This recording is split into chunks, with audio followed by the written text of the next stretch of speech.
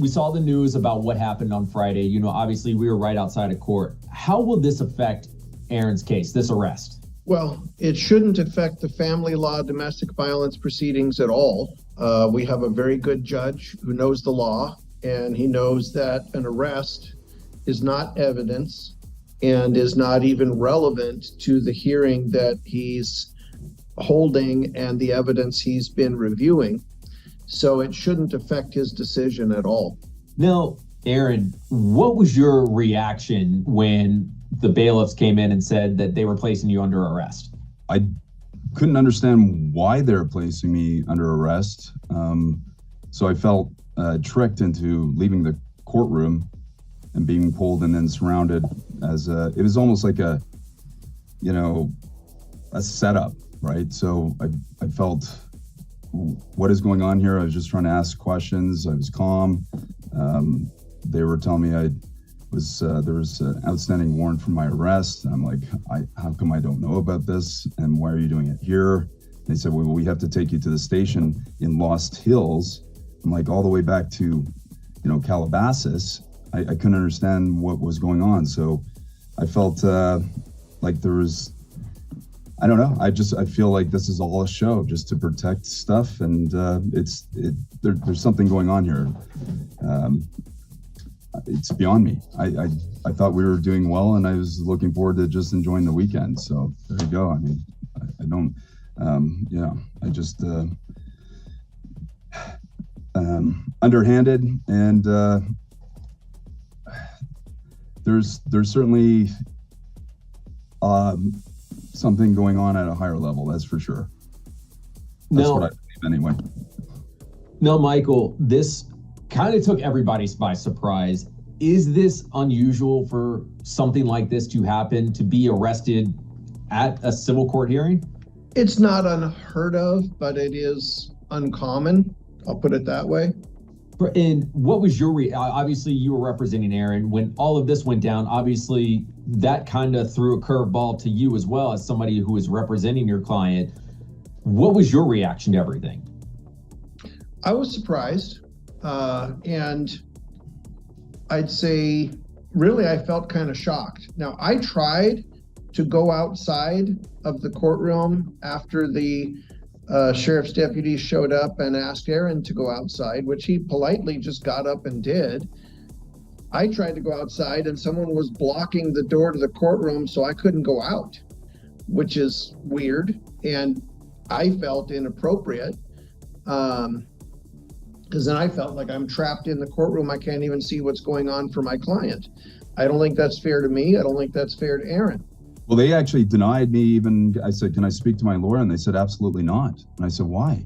I don't even know what is going on here. What are the charges? What's going on? Well, we have to take you. And I'm like, guys, I'll go with you. You don't even have to cuff me. I'll go. But I just want to know what this is about. Well, domestic violence. I said, I'm here about domestic violence right now, which isn't true. These are all false allegations. These charges that Aaron was arrested for took place back in 2022. So why do you think it happened now? Well, it's a good question. Honestly, it's a question we'd like to know the answer to as well. The best I could do is to make an educated guess, but basically these claims allegedly date back to January of 2022, which is almost 4 years ago now. So apparently she never reported these things to the police, which I personally find suspicious, because if someone committed a crime against me, I would report it right away, not wait almost 4 years and not wait until the middle of litigation. So I suspect that Denise and or somebody representing Denise contacted the sheriff's department and pushed really hard for them to take action on these very old allegations. Obviously, the arrest stemmed from the alleged domestic violence. Now, a lot of the photos and everything that we've seen in court, obviously, nothing has been proven yet. Everything is still in litigation, like you said. But do you think that arrest stemmed from some of the evidence that's been presented in court? So I haven't seen the criminal complaint, but I did pull up a thing online called a criminal case summary. Based on the criminal case summary, there are allegations of domestic violence dated January 17th, 2022 and May 3rd of 2022, both of which we've been addressing in the family law domestic violence hearing. There's also 2 counts of alleged witness intimidation or something along those lines, which are also dated January 17th of 2022.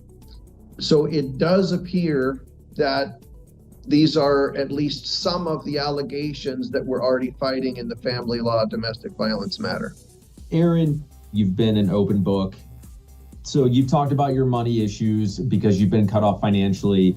You know, one has to think, obviously it was a $200,000 bail. So respectfully, where did the money come from? Someone who loves me. I've got lots of people that are out there that care for me, so they helped me in the last minute. So, I mean, God provides, right? But yeah, the $200,000 bond, what I believe is they did all this late at the day. So even if I did have that money available, I wouldn't be able to get it to the following day. I'd spend the night in jail after being processed. And knowing that I don't have that much on hand, I'd be arraigned within 48 hours, which means I'd spend the whole weekend in jail, then taken to the Van Nuys court system, processed and charged, whatever. And then, my green card would be revoked and I'd be back in Canada. That's what I believe could be the actual situation. So, thank God, man, miracles. You do good things for people, you're protected. So we saw the charges that just kind of rolled out today. They're felony charges. Talk about the seriousness of these allegations that Aaron is facing and what the repercussions could be.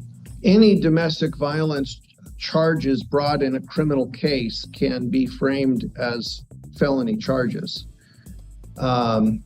We're going to look into options for Aaron's legal defense. Of course, we take this seriously. We take the family court domestic violence allegations seriously.